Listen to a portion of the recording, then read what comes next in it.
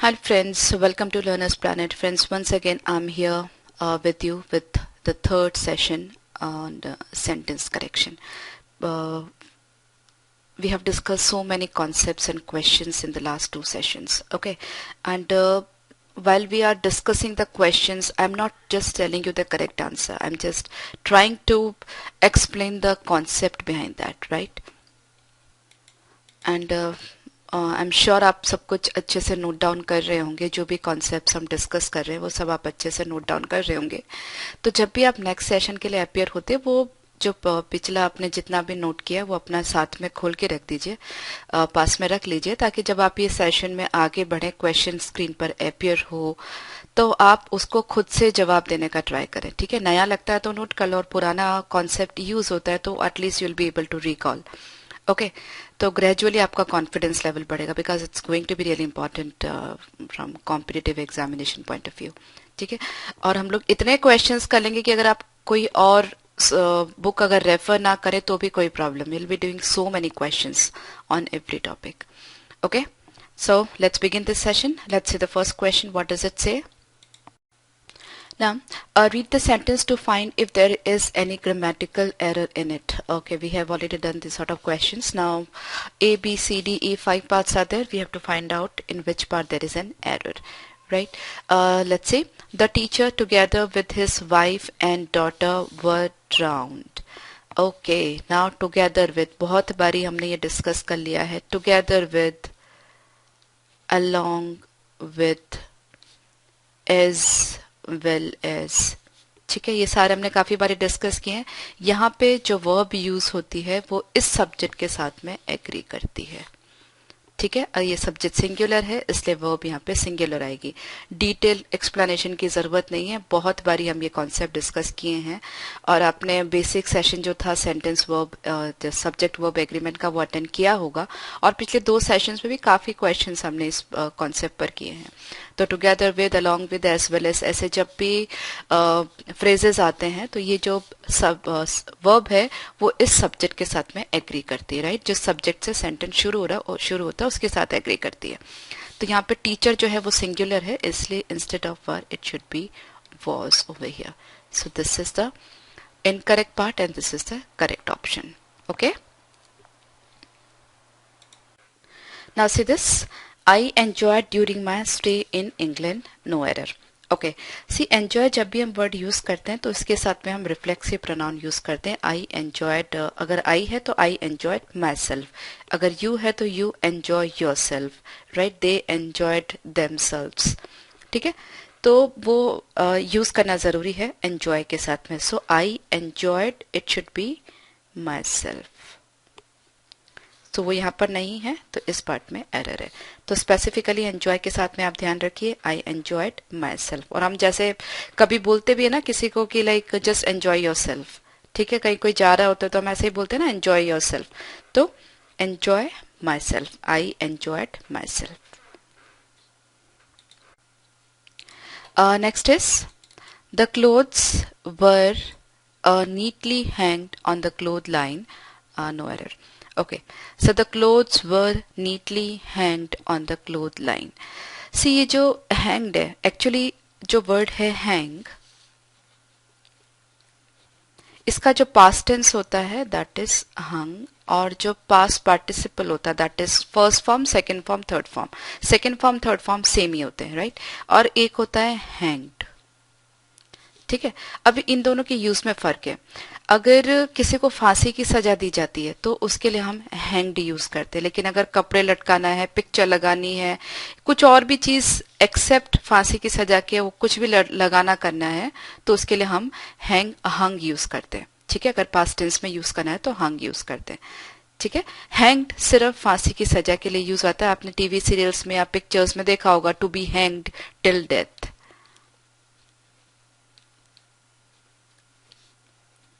ठीक है, जज लास्ट में सजा सुनाते हुए बताता है to be hang till death. ठीक है, तो इस हैंग का जो यूज है या हैंग्ड का जो यूज है वो फांसी की सजा के लिए होता है. अब यहाँ पर हम बात कर रहे हैं कपड़ों की, तो कपड़ों के केस में हैंग नहीं आकर के हंग आएगा. ठीक है, पास्ट टेंस में है. जो सेंटेंस है वो पैसिव वॉइस में है. The clothes were neatly hung. Hang नहीं आकर के hung. I just can give you some more examples. Suppose Smita hung her clothes in her closet. Smita ने अपने जो सारे कपड़े थे वो उसके जो वार्डरोब है या क्लोजेट है उसमें ठीक से अच्छी तरह से लगा दिए, मे बी हैंगर पे लगा दिए या कुछ भी, ठीक है.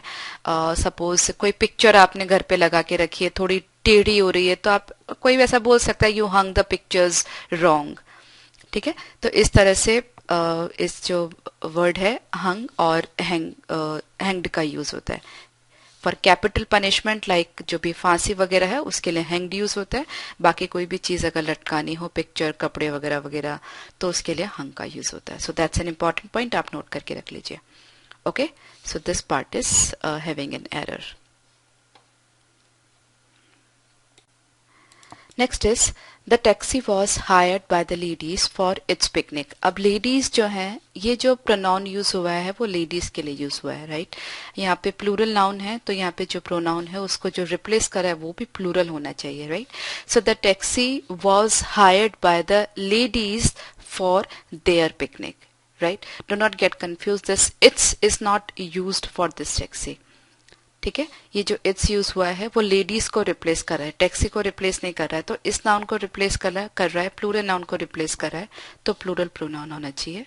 सो it is their, THEIR, their, the ladies for their picnic. Okay. Having been found guilty on murder, the accused was sentenced to death.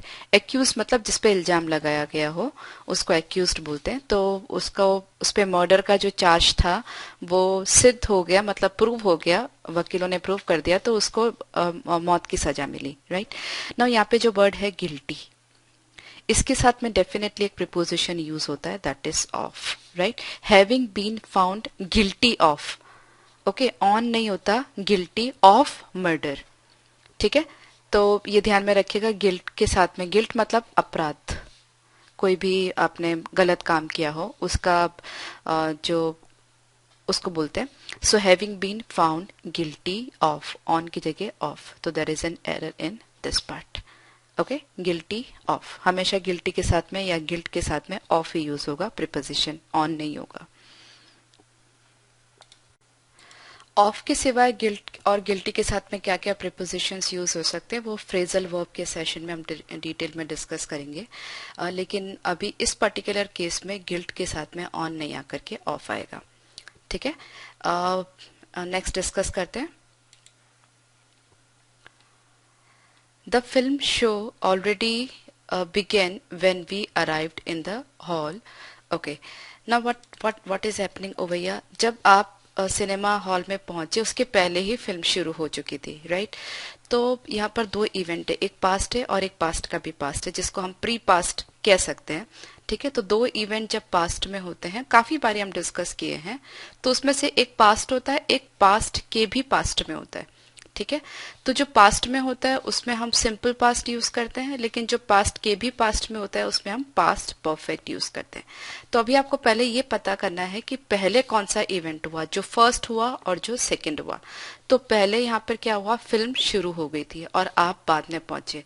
तो जो फिल्म शुरू हो गई थी वो वाला जो पार्ट है वो पास्ट परफेक्ट में होगा, और आप जब पहुंचे या मैं जब पहुंची या जो भी पहुंचा, तो वो जो वो है पार्ट है वो सिंपल पास्ट में होगा. तो film show had already begun, ठीक है. पास्ट परफेक्ट का स्ट्रक्चर क्या है, had plus third form of the verb. So the film show had already begun when we arrived in the hall. Very simple, जब भी दो इवेंट्स पास्ट में हो, एक पास्ट होता है एक प्री पास्ट होता है, मतलब पास्ट के भी पास्ट. तो जो इवेंट पहले होता है उसको पास्ट परफेक्ट में लिखोगे और जो बाद में होता है उसको सिंपल पास्ट में. तो आप पहुंचे उसके पहले पिक्चर शुरू हो गई थी, तो पिक्चर शुरू पहले हुई, आप बाद में पहुंचे, तो ये वाला इवेंट पास्ट परफेक्ट में होगा, ये सिंपल पास्ट में. Okay, it's very important. Now further we have these two questions, the same concept we have discussed so many times, and all these questions, believe me, I'm taking from premium reference books, and the questions are from previous year examinations, right, previous year papers.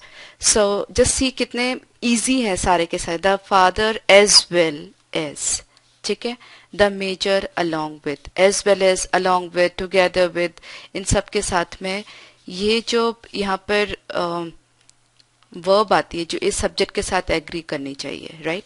Father singular है तो as the sons was आना चाहिए, ठीक है.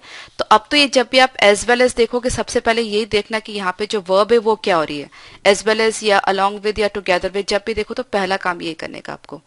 The major along with his soldiers was killed, ठीक है. As well as की जगह अगर एंड होता तो यहाँ वर्क करेक्ट था, यहाँ पर भी अलोंग विद की जगह अगर एंड होता तो वर्क करेक्ट था, लेकिन along with, as well as, together with, इन सब के साथ में क्या आएगा, ये जो वर्ब है वो इस सब्जेक्ट के साथ एग्री करनी चाहिए, ठीक है.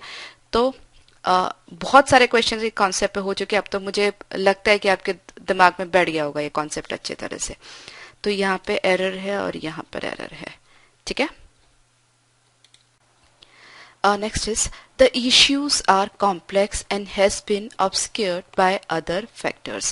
Okay, अभी issues are, ठीक है, तो ये प्लूरल है, तो यहाँ पर ये जो वर्ब है वो एक्चुअली इन इश्यूज के बारे में ही बात कर रहे हैं, ठीक है. the issues are complex and तो यहाँ पर has जो है वो गलत है, has यूज करते हैं सिंगुलर के लिए,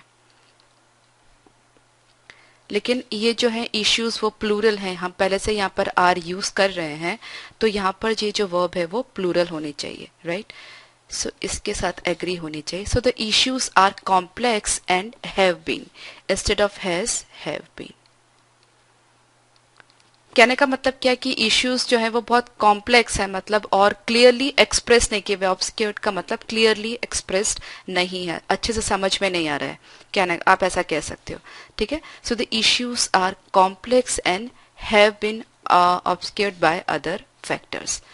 ओके, तो ये जो वर्ब है वो इसके साथ एग्री होनी चाहिए. ये प्लूरल है इसलिए यहाँ पर भी प्लूरल आना चाहिए. हैज है वो सिंगुलर है इसलिए हैज की जगह हम हैव यूज करेंगे क्योंकि हैव प्लूरल है, ठीक है. So there is an error in this part.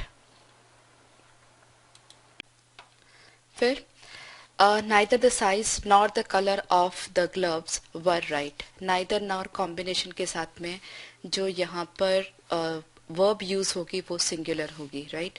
क्योंकि neither the size nor the colour, neither nor combination, तो दोनों में से बेसिकली चीज तो एक ही है, या तो साइज या फिर कलर, राइट. तो बेसिकली सब्जेक्ट जो है वो सिंगुलर है.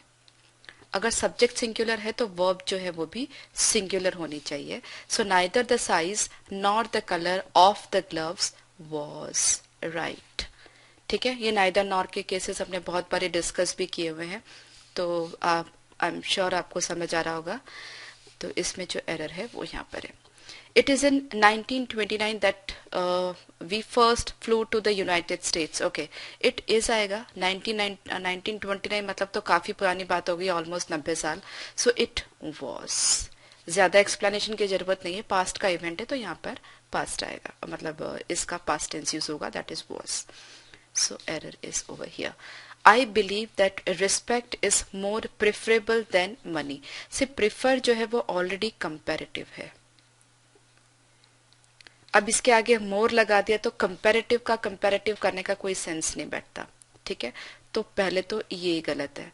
दूसरी बात, पिछले सेशन में भी हमने डिस्कस किया था, जो प्रेफर, सीनियर, जूनियर, ये सब जो होते हैं इनके साथ में जो प्रीपोजिशन यूज होता है वो टू यूज होता है. Senior to, junior to, prefer to.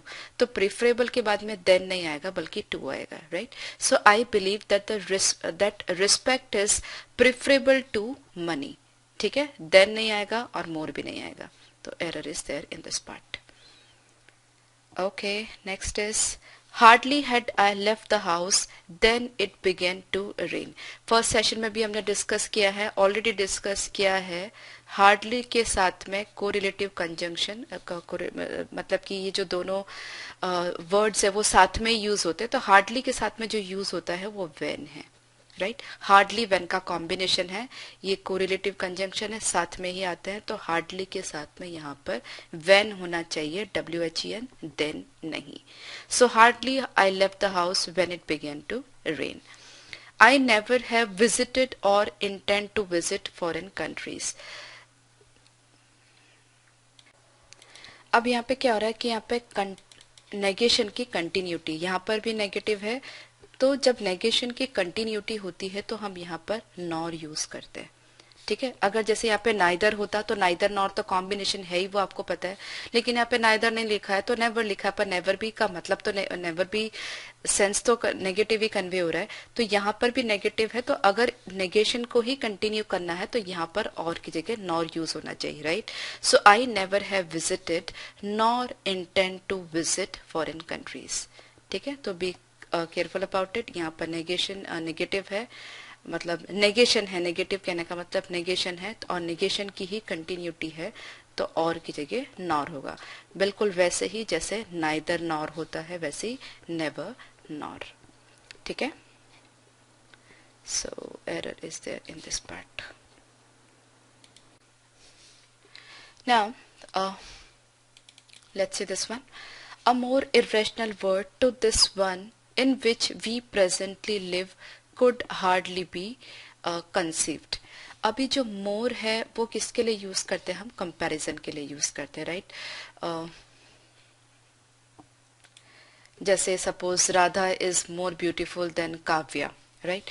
So Radha is more beautiful then Kavya, ठीक है। तो मोर हम कंपैरिजन के लिए यूज करते हैं, तो उसके साथ में हम देन यूज करते हैं, ठीक है, टू यूज नहीं करते। A more irrational word than this one, ये एक वर्ड है और एक ये इरेशनल वर्ड है, इन दोनों में हम कंपैरिजन कर रहे हैं, ठीक है, तो टू नहीं आकर के मोर आएगा।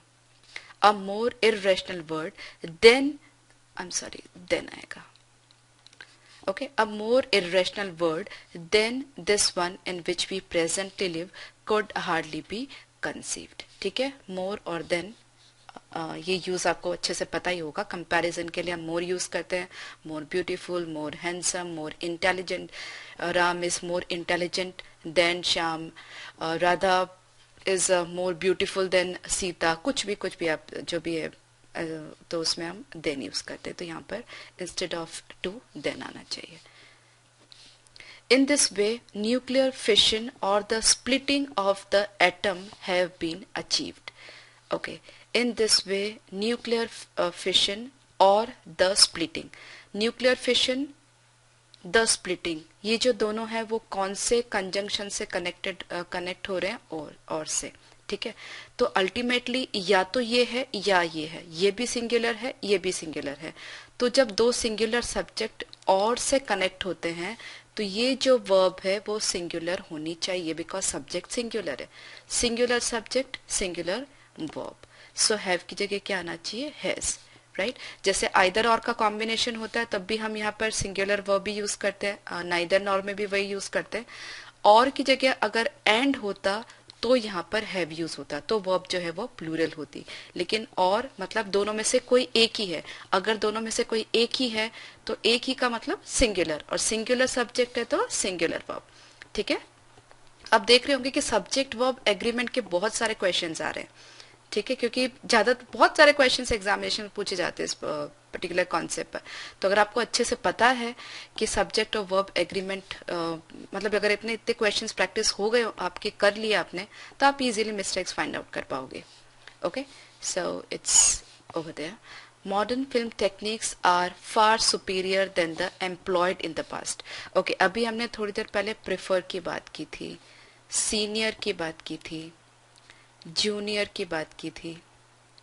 सो इन सब के साथ में कंपैरिजन करने के लिए, ये अपने आप में सब कंपैरिजन करने वाले वर्ड्स ही हैं, तो सुपीरियर भी इसी लाइन में है, राइट। सुपीरियर भी खुद अपने आप में जो वर्ड है वो कंपेयर करता ही है, तो इसके साथ में भी हम देन की जगह टू यूज करते हैं। सो जो प्रीपोजिशन सुपीरियर के साथ में यूज होता है वो to, prefer to, senior to, junior to, superior to, ठीक है। तो ध्यान रखिए यहाँ पर टू आएगा। He hoped to finish the work in the last week, but in fact he could not. अब वापस ध्यान दीजिए, there are टू इवेंट्स, उसने सोचा था और उसने किया। ही कुड नॉट, वो कर नहीं सका। उसने सोचा था कि वो अपना जो काम है वो लास्ट वीक में फिनिश कर देगा, पर वो नहीं कर सका। ठीक है, तो अब यहाँ पे दो इवेंट्स है, एक तो उसने सोचा, एक इवेंट ये हुआ, और ही कुड नॉट, दूसरा इवेंट ये हुआ। अब इन दोनों में से उसने पहले क्या किया, सोचा था, उसके बाद वो कर नहीं सका, वो सेकेंड इवेंट है। तो जो अगर दोनों इवेंट पास्ट में है तो जो फर्स्ट इवेंट है वो पास्ट परफेक्ट में होगा, अभी थोड़ी देर पहले हमने डिस्कस किया, और जो सेकेंड इवेंट है वो सिंपल पास्ट में होगा। Right, so he had hope to finish, hope अकेला नहीं आएगा, हैड लगेगा साथ में। ठीक है, बहुत बारी हम ये डिस्कस किए हैं, जब दो इवेंट्स पास्ट में हो तो जो फर्स्ट वाला इवेंट है जो पहले हुआ उसको हम पास्ट परफेक्ट में लिखते हैं, जो बाद में हुआ उसको हम सिंपल पास्ट में लिखते हैं। जैसे ये वाला एग्जांपल मैं दे सकती हूँ, जैसे may be the thief had run away before the police केम। ठीक है, चोर भाग चुका था, पुलिस आई उसके पहले।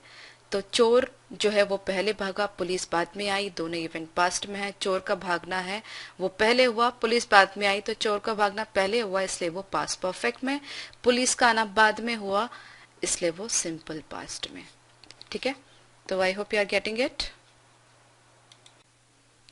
Next is no sooner the news appeared in the paper then there was a rush to counter.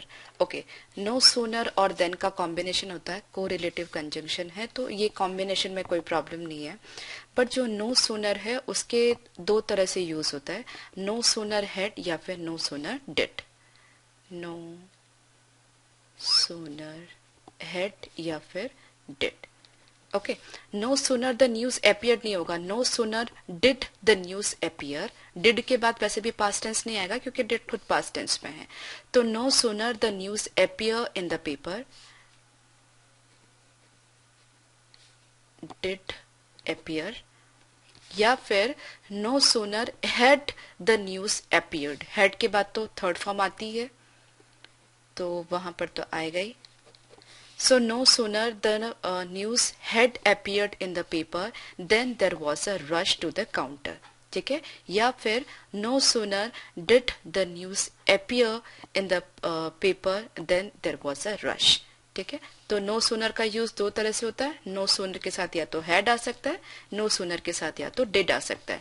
और वैसे जो कोरिलेटिव कंजंक्शन है यहाँ पर no sooner then, जैसे नाइदर नॉर, आइदर और, हार्डली व्हेन, ये सब कॉम्बिनेशन है, नॉट ओनली बट ऑल्सो, तो उसी तरह से नो सूनर देन का कॉम्बिनेशन है। ठीक है, तो no sooner the news appeared, ये यहाँ पर इसी पार्ट में एरर है। ठीक है, he not only comes there for swimming but also for coaching new swimmers. Okay, वो वहाँ पे सिर्फ स्विमिंग के लिए नहीं आता है, बट जो नए लोग हैं या जो लर्नर्स हैं उनको सिखाने के लिए भी आता है। ठीक है, तो not only but also, correlative conjunction combination correct है, उसमें कोई प्रॉब्लम नहीं है, बट इसका प्लेसमेंट जो है वो गलत है।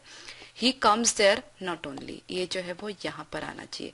He comes there not only for swimming but also for coaching. He comes there not only for swimming but also for coaching. ठीक है, इसके इमीडिएटली पहले होना चाहिए, not only but also. So यहाँ पर एरर, प्लेसमेंट एरर है first part में। He could not cut the grass today because the handle of the machine has broken a few days ago।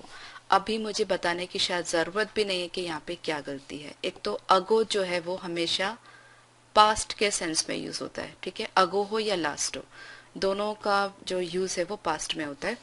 और हैज ब्रोकन है, ये है present perfect. ठीक है, तो वैसे ही गलत है, आपको पता चल गया होगा यहाँ पर प्रेजेंट परफेक्ट होना ही नहीं चाहिए, जो भी हो पास्ट होना चाहिए। अभी सिंपल पास्ट होना चाहिए कि पास्ट परफेक्ट होना चाहिए, वो डिसाइड करना एक अलग बात है, लेकिन यहाँ पर प्रेजेंट तो किसी भी कीमत पे नहीं होना चाहिए। तो मतलब इस पार्ट में एरर है, वो तो क्लियर ही है। अब हम फिर भी आगे थोड़ा डिस्कस कर लेते हैं। ही could not cut the grass today because the handle of the machine a few days अगो। अभी यहाँ पर अगेन दो इवेंट्स हैं, एक तो वो घास कट नहीं कर सका और जो हैंडल है वो खराब हो गया था। अभी घास वो कट नहीं कर सका क्योंकि हैंडल खराब हो गया था, तो पहले क्या हुआ हैंडल खराब हुआ, उसके बाद क्या हुआ, वो घास कट नहीं कर सका। ठीक है, तो जो पहले वाला इवेंट है वो पास्ट परफेक्ट में आएगा, मतलब यहाँ पर हैज की जगह हैड आएगा, और जो बाद वाला इवेंट है वो सिंपल पास्ट में आएगा। ठीक है, so he could not cut the grass today because the handle of the machine had broken a few days ago. Okay, past perfect and simple past, right, जो बाद में होता है वो सिंपल पास्ट में, जो पहले होता है वो पास्ट परफेक्ट में। ओके, अभी John salary is much larger than Tom. ये बहुत इंपॉर्टेंट कॉन्सेप्ट है, ये भी आप ध्यान से समझिए। से यहाँ पर क्या है, जॉन की सैलरी और दूसरी तरफ क्या है, टॉम। हम कंपैरिजन किस में कर रहे हैं, जॉन की सैलरी और टॉम में, या फिर जॉन की सैलरी और टॉम की सैलरी में। अब जब John's salary is much larger than Tom ऐसा लिखा है, तो इससे ऐसा लग रहा है कि जॉन की सैलरी टॉम से ज्यादा है, लेकिन हमें कहना क्या चाहिए, जॉन की जो सैलरी है वो टॉम की सैलरी से ज्यादा है। ठीक है, तो अगर यहाँ पे टॉम की सैलरी का मेंशन नहीं है तो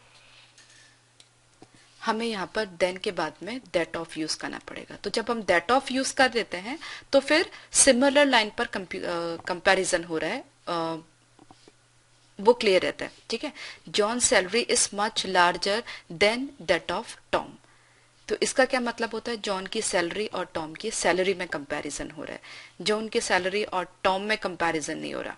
ठीक है, अब जैसे इसकी जगह अगर हम हाइट की बात करें तो जॉन इज, और may be we can say A is taller than B,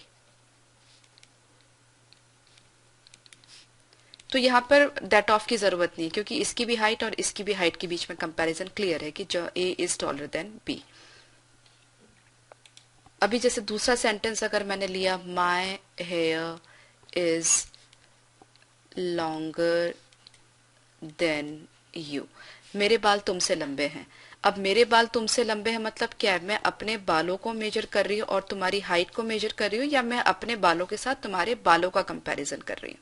ठीक है, तो ये क्लियर होना चाहिए। अगर माई hair is longer then you, उसका तो क्या मतलब निकल रहा है कि मेरे बाल तुमसे भी लंबे हैं, तुमसे मतलब तुम्हारी हाइट से। लेकिन मेरे बाल तुमसे लंबे कहने का एक्चुअल मतलब क्या है, मेरे बाल तुम्हारे बालों से लंबे हैं। So my hair is longer than that of you.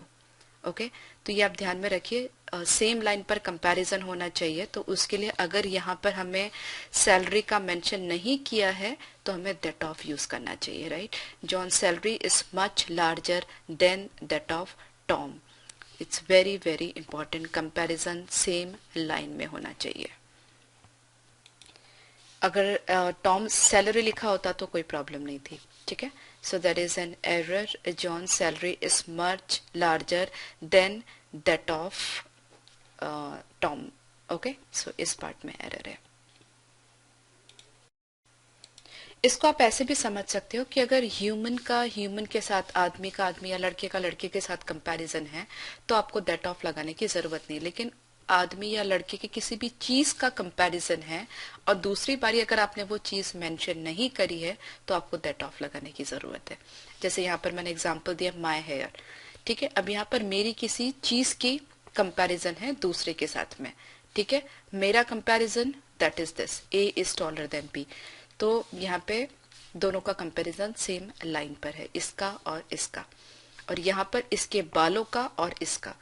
तो अगर बालों का और इसका ये कॉम्बिनेशन आया है ह्यूमन की किसी चीज का या मेरी किसी चीज का और दूसरे का, तो यहाँ पे दैट ऑफ लगेगा। ठीक है, now more than one person have found it. अब यहाँ पे क्या होता है, actually more than one it is considered to be singular subject. अगर ये सब्जेक्ट सिंगुलर है तो यहाँ पे जो इसके साथ जो वर्ब होने चाहिए वो भी सिंगुलर वर्ब होनी चाहिए। ठीक है, more than one is considered to be singular subject, so more than one person has found it, have की जगह क्या आएगा, हैज। ठीक है, then the English defeated French in the battle of Waterloo. Okay, Waterloo के जो लड़ाई हुई थी उसमें द इंग्लिश, यहाँ पे द इंग्लिश कहने का मतलब है इंग्लिश पीपल, तो अगर यहाँ पर इंग्लिश पीपल है तो यहाँ पर भी फ्रेंच पीपल की हम बात करें, इंग्लिश लोगों की और फ्रेंच लोगों की, तो the English defeated the French तभी जाकर के जो सेंटेंस है वो करेक्ट होगा, ठीक है। The English defeated the French in the battle of Waterloo. The English मतलब English people, the French means French people. Okay, so the French. My brother said that he preferred the white shirt than the black one. I don't have to tell you which part is an error. Prefer, superior, junior, senior, इन सब के साथ में to आता है, तो यहाँ पर then की जगह to आना चाहिए, ठीक है।